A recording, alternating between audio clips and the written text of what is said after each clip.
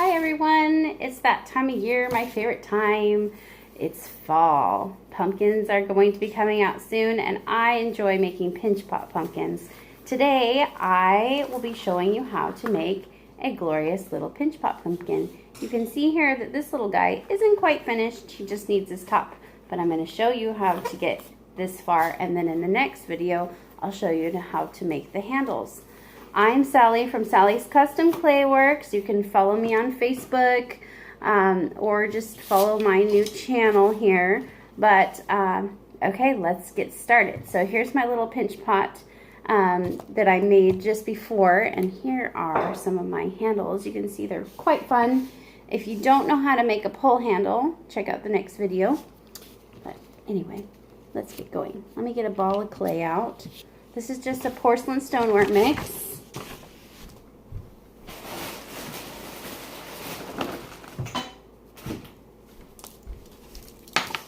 And you can really choose any size clay to do this with. I like to do a little ball to start with.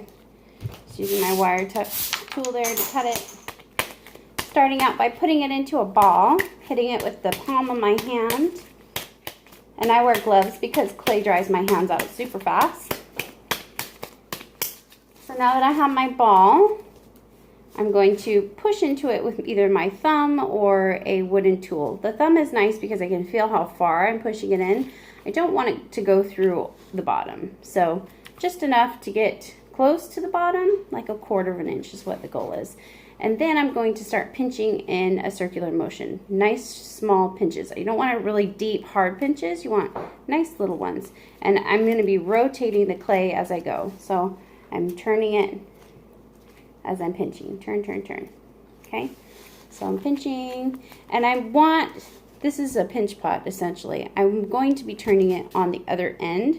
So I want this side to be nice and smooth. So I'm going to be pinching at the bottom, making it nice and round. So you can see that's the good start there.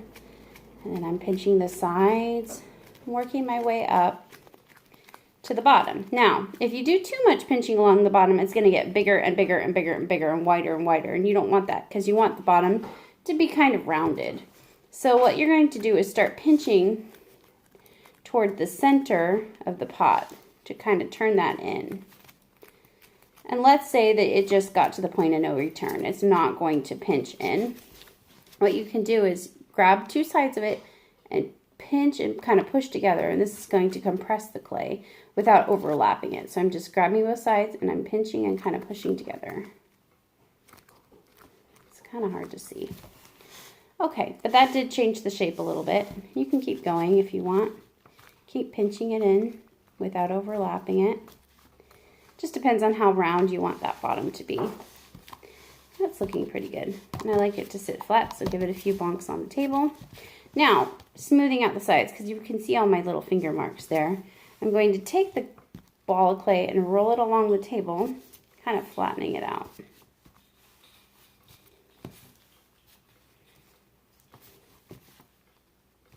And I like this method because it also changes the clay shape.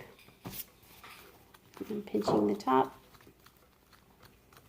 Now, if you get any cracks, you can smooth them out with your finger, add a little bit of water. A little bit of water goes a long way.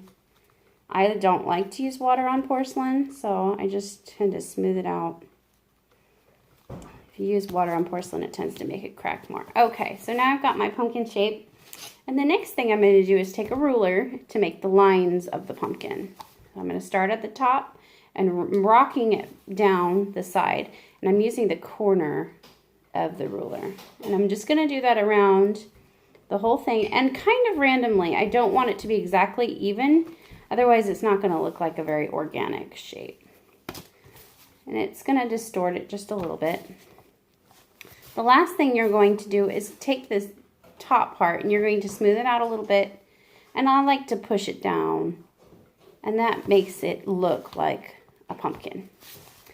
Now that I've got that, you can sign it and then pick a top.